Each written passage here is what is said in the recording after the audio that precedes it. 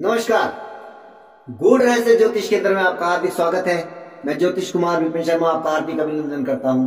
प्रिय बंधुओं, आप सभी ने मेरे इस YouTube चैनल को अगर सब्सक्राइब नहीं किया है तो कृपया इसे सब्सक्राइब करें, बेल आइकन को ऑल पर क्लिक करें ताकि मेरे वीडियो की जो है नोटिफिकेशन आपको अपलोड होते ही प्राप्त हो जाए। तो जैसे कि आपको मालूम है कि नव संवत्सर, नल नाम की नव संवत्सर जो है 2 अप्रैल से प्रारंभ हो रही है और यह वीडियो मेरा 2 अप्रैल से लेकर 21 मार्च 2023 तक का रहेगा। आप इस फलित को वहां तक समझिएगा। और दूसरी बात कि यह एक मोटे तौर पर जो है मैंने साल भर की प्रेडिक्शन बनाई है, विश्लेषण बनाया है। जैसे कि आप सभी मेरे पिछले अगर आपने वीडियो देखे होंगे उसमें मैंने बहुत बड़ी बड़ी कहानियां नहीं गढ़ी है और ना मुझे आती है, और ना ही केवल गोचर आपको इतना बड़ा जो है वो दे सकता है प्लेटफॉर्म कि आपको करोड़पति बनाया जाए, अरबपति बनाया जाए। ऐसा कोई मेरे पास जादू की छड़ी नहीं है। और मैं जानता हूं कि मेरे पास व्यूअर्स बहुत कम है।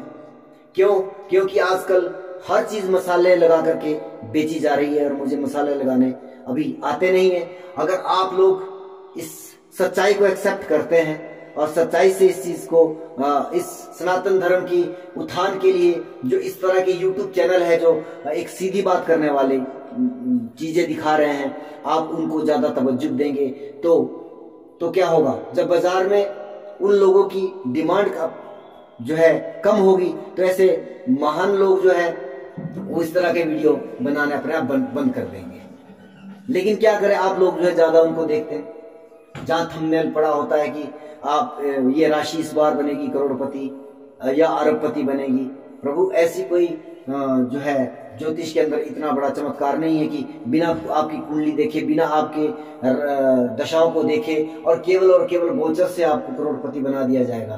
तो प्रभु, आप लोग समझिए इस बात को कि सनातन धर्म का किन लोगों ने क्या हश्र किया है, उसके मुताबिक आप, हालांकि मैं बिल्कुल लर्नर हूं, विशेषता YouTube पर ऐसा नहीं है। कुछ लोगों ने कहा कि आप अभी नए हो। मैं YouTube पर नया हूं। 19 साल मैंने मंचों पर काम किया है। 19 साल तक मैंने मंचों पर काम किया है। मुझे बोलने की वो ट्रेनिंग लेने की आवश्यकता नहीं है। तो आप जो है इस चीज को समझिए। मैं बड़ी बड़ी गाथाएं नहीं गा रहा हूं, मैं सीधी बात और नो बकवास वाली बात करता हूं। जितना का एक गोचर आपको प्रदान कर सकता है उतनी की बात करूंगा। मेरे मंथली विश्लेषण के लिए आप लोग जो है तैयार रहेंगे। मैं हर राशि, हर लगन के अकॉर्डिंग जो वीडियो बनाने का प्रयास करूंगा, क्योंकि यह मोटे तौर पर ही आपको कहा जाएगा। 4 बड़े ग्रहों को मैंने इसमें पकड़ करके रखा है, राहु, केतु, गुरु और शनि। शनिदेव 2.5 वर्ष, देव गुरु बृहस्पति 1 वर्ष और 1.5 वर्ष राहु केतु जो एक राशि में संचार करते हैं। इसलिए सबसे ज्यादा महत्व अगर गोचर में किसी ग्रह का है, बिना आपकी कुंडली देखे, तो ये 4 ग्रह हैं। उसके बाद अन्य ग्रहों की स्थितियां हैं। जब आपकी कुंडली हमारे सामने आती है तो हम उसके दशानाथ, अंतर दशानाथ के गोचर को भी देखते हैं। हाँ, वहां पर आपके लग्नेश का भी महत्व होता है, हर ग्रहों का महत्व होता है। ग्रह से ग्रह का जो है गोचर देखा जाता है, चंद्रमा से गोचर देखा जाता है, 7.5 आदि जो है ये सब चीजें जो है तभी कैलकुलेट होती है जब आपकी कुंडली हमारे सामने होती है। लेकिन मोटे तौर पर केवल ये 4 ग्रह जो है बहुत बड़ा विश्लेषण इसी के ऊपर किया जा सकता है। सबसे पहले देव गुरु बृहस्पति 13 अप्रैल 2022 को जो है गोचर करने जा रहे हैं कुंभ से मीन राशि में, अपने स्वग्रही हो जाएंगे।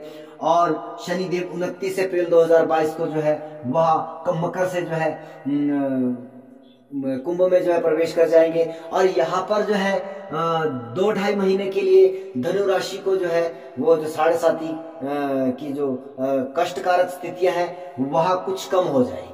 लेकिन वापस जो है ये 12 जुलाई 2022 से लेकर के 17 जनवरी 2023 तक फिर से वापस शनिदेव जो है आपके मकर राशि में गोचर करेंगे। तो यहाँ पर जो है फिर से धनु राशि को जो है 7.5 प्रारंभ हो जाएगी। और राहु और केतु 17 मार्च 2022 को वैसे तो इनका गोचर बदल रहा है। राहुदेव वृषभ से मेष राशि में और केतु देव जो है वृश्चिक से तुला राशि में वह गोचर कर जाएंगे। लेकिन ये शेडो प्लेनेट है और शेडो का कोई विशेष साइज नहीं होता है, डिपेंड करता है कि प्रकाश कितना है, किस प्रकार का प्रकाश है। तो शेडो छाया जो है वो लंबी भी हो जाती है। इस करके जब भी इनका गोचर होता है तो एक पंचांग के अंदर जो है वो दो तिथियां होती है। और कई बार यहाँ पर ज्योतिषी लोग जो है भूल भी कर जाते हैं या मिस्टेक हो जाती है, समझ नहीं आता है। लेकिन ये इसका पूर्ण जो गोचर है 12 अप्रैल 2022 को मान्यता में आएगा। लेकिन तब तक जो है ये पिछले राशि का भी अपना फल जारी रखेंगे, क्योंकि कुछ ना कुछ अंश जो पिछली राशियों में भी इनका पड़ा रहता है। तो आइए प्रारंभ करते हैं। आपके लिए आपके जीवन में कौन सा इवेंट होने जा रहा है। मोस्टली आप 7.5 वर्ष का जो है धनु राशि वाले धनु जातकों के लिए जो है 7.5 वर्ष का जो है वो 7.5 का जो पीरियड रहा उससे कुछ हद तक निजात प्राप्त हो रही है। और केतु देव आपके द्वादश भाव में अब तक गोचर कर रहे थे, तो वह पीड़ा भी जाती हुई दिखाई दे रही है। यानी कि धनु राशि के लिए कुल मिलाकर के सुकून वाली सिचुएशन क्रिएट हो रही है। और आपके लग्नेश देव गुरु बृहस्पति आपके चतुर्थ भाव में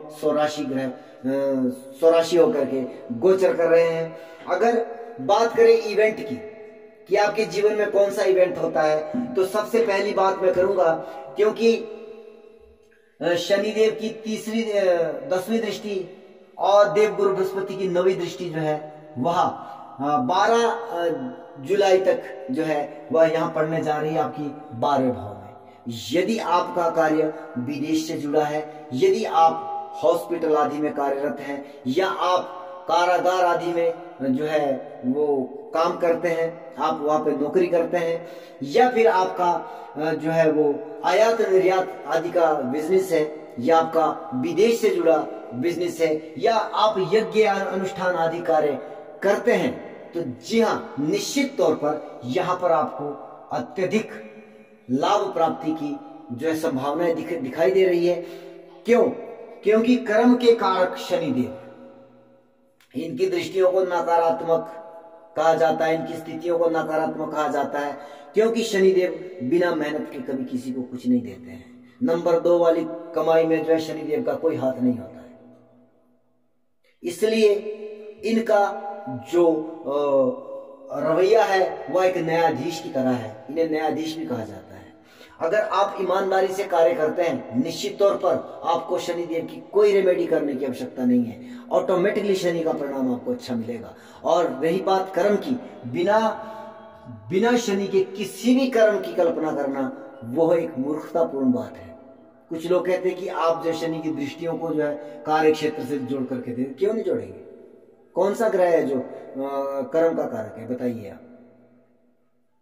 वो नहीं दे, शनिदेव कर्म में आपको रत नहीं रखेंगे तो कौन रखेगा? जीव के कारक गुरुदेव, यानी कि हम जीव हैं, कर्म करने वाले कौन? हम। अब इनकी दृष्टि यहां मिल रही है।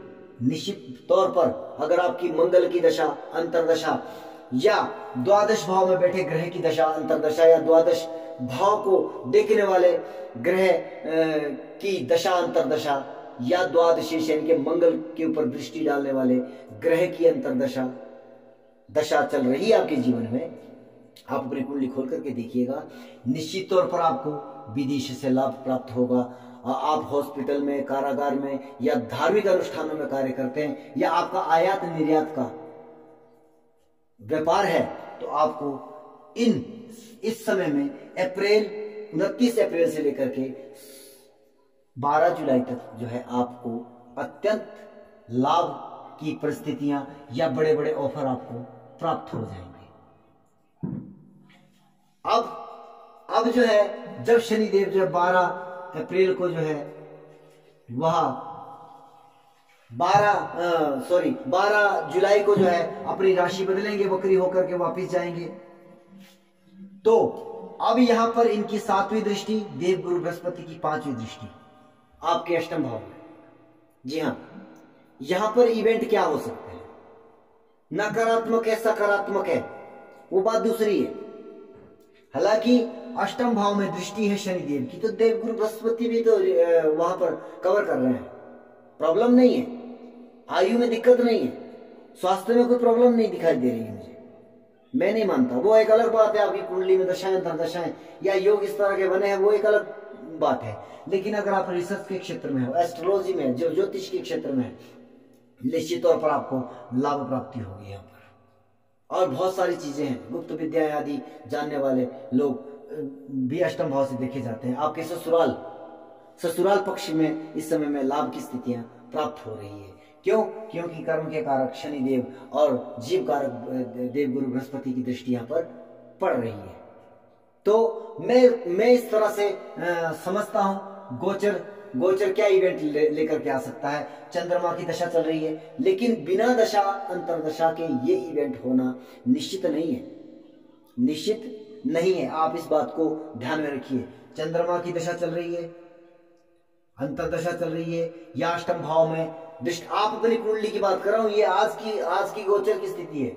आपकी कुंडली में अष्टम भाव को कौन से ग्रह देख रहे हैं, या अष्टम भाव में कौन से ग्रह बैठे हैं, या चंद्रमा के ऊपर किन ग्रहों की दृष्टि है। अगर उनकी दशाएं अंतरदशाएं चल रही है, तो अष्टम भाव से संबंधित इवेंट होने से आपको कोई नहीं रोक सकता है, उसकी 100% की गारंटी है।